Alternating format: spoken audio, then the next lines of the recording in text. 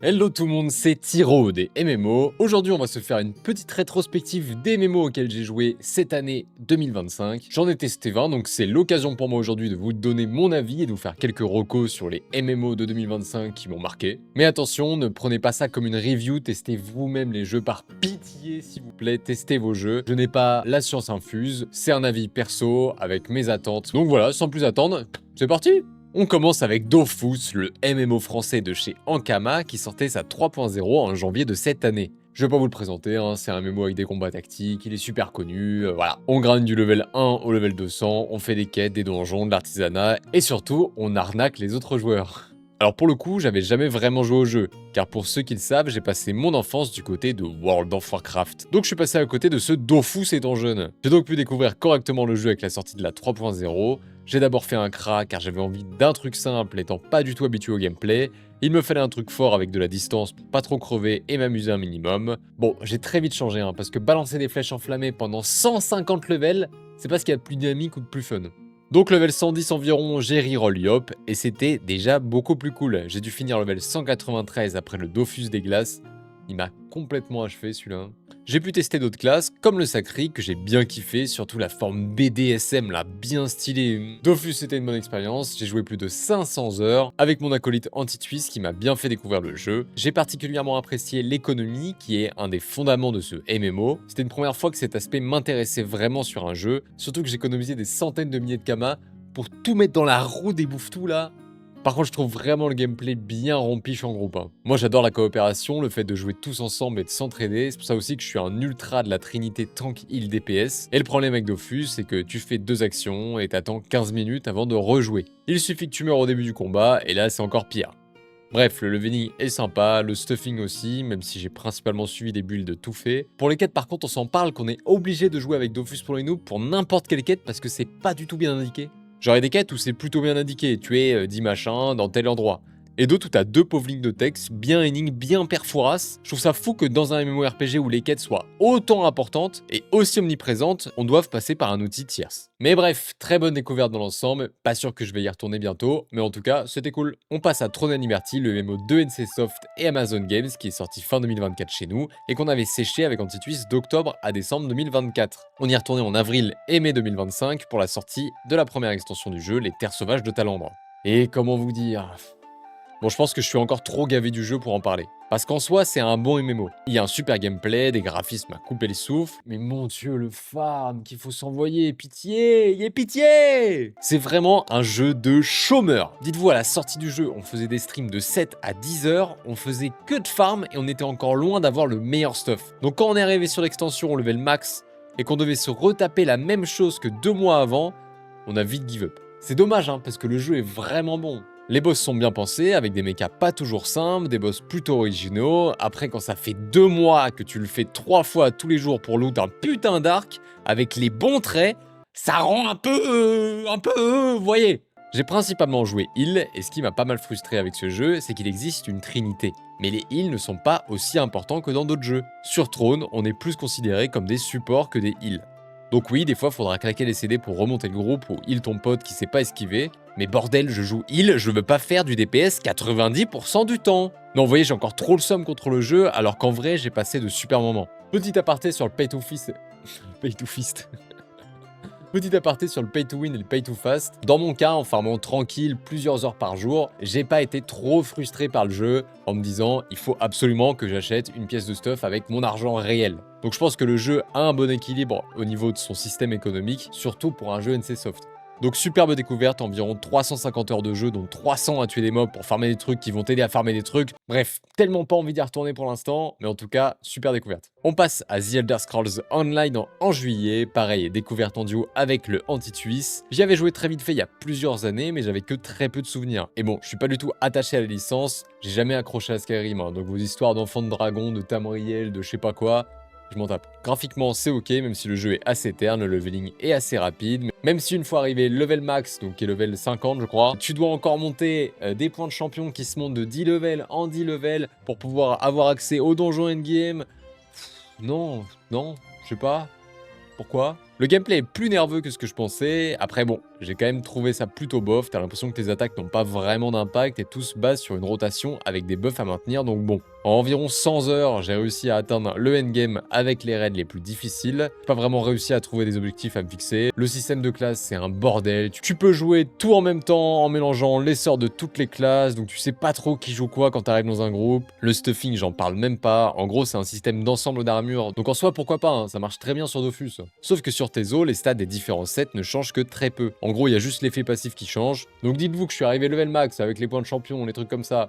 J'ai farmé un set heal pendant environ 2-3 heures dans un donjon. Et en fait, après, j'avais un des meilleurs sets, donc c'était ok, j'avais plus besoin de farmer. En fait, sur Tezo, l'objectif, c'est de loot plein de sets différents pour t'adapter aux différentes situations ou boss. Et franchement, quand t'es un nouveau joueur, c'est un enfer de savoir quel set est mieux pour qui, pourquoi, pour où. En plus, même si je suis pas un maxeur de difficulté à me faire des runs de Malenia à poil, j'aime bien quand même quand il y a un peu de défi en groupe, des wipes, des stratégies, des moments de tryhard. Sur Tezo, la difficulté est existante qu'à la toute fin du jeu, donc pendant 100 heures, tu roules sur tout, et juste à la fin, t'as un peu de difficulté. Donc bon, j'ai pas trouvé ça hyper intéressant.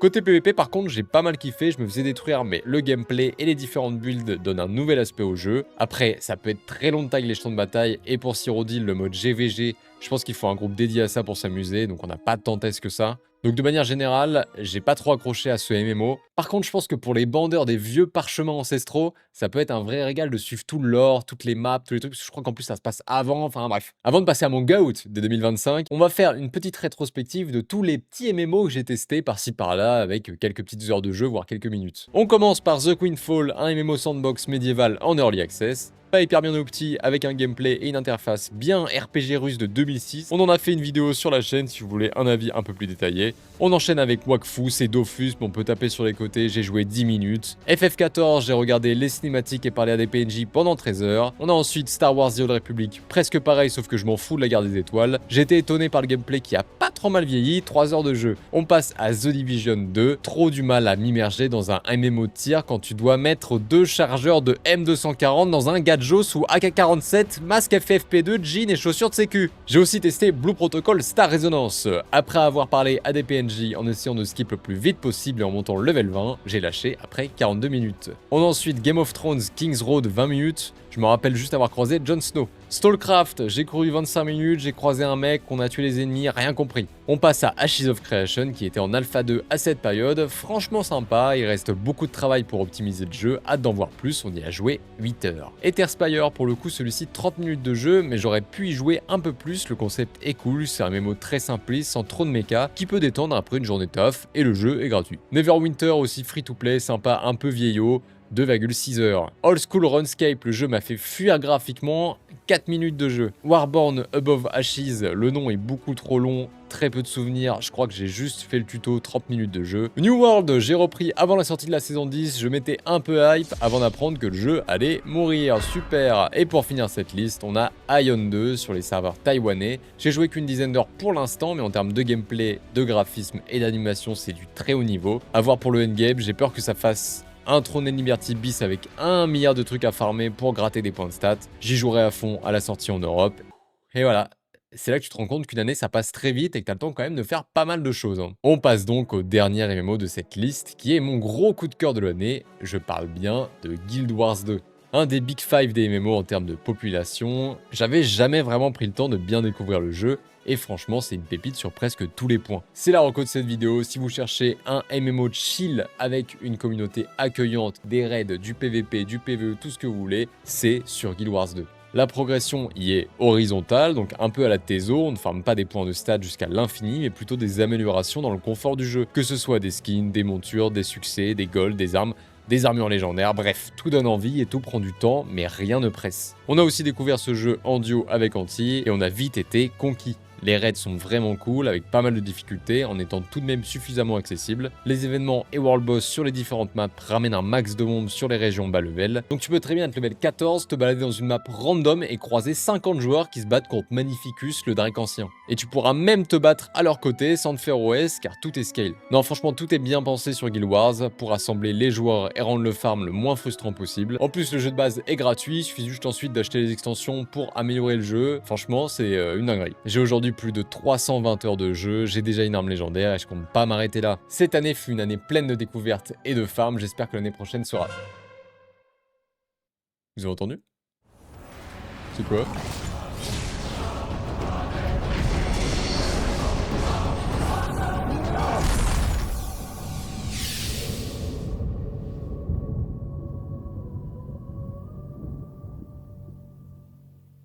Ah non, ça, mais est-ce que je suis vraiment obligé de parler de ça? De toute façon, WoW, ça m'accompagne chaque année depuis que j'ai genre 12 ans.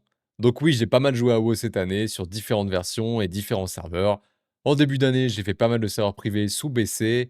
En milieu d'année, j'ai repris un peu avec les Mythiques Plus sur Retail avec mon druide et heal. Et sur cette fin d'année, je joue pas mal sur Classique pour le retour de Burning Crusade que j'adore, qui est mon extension favorite finalement. Pour ce qui est 2026, mon objectif sera donc encore de jouer à WoW en découvrant d'autres MMO. J'attends plus que tout forcément la sortie de Burning Crusade pour jouer sur mon extension de cœur. Avant de me rendre compte, encore une fois, que j'ai la flemme de faire le leveling dans le marécage de Zangar et que mon perso va être stock level 64 pendant que tout le monde s'amuse en héros ou sur Karazhan. Pour ce qui est des autres MMO, j'attends particulièrement Ashes of Creation.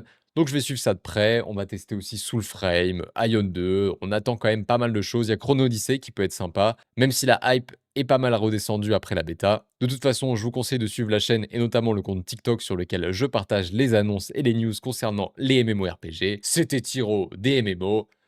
Ciao, bye! Ah oui, et j'ai une chaîne Twitch où je joue des MMO, forcément.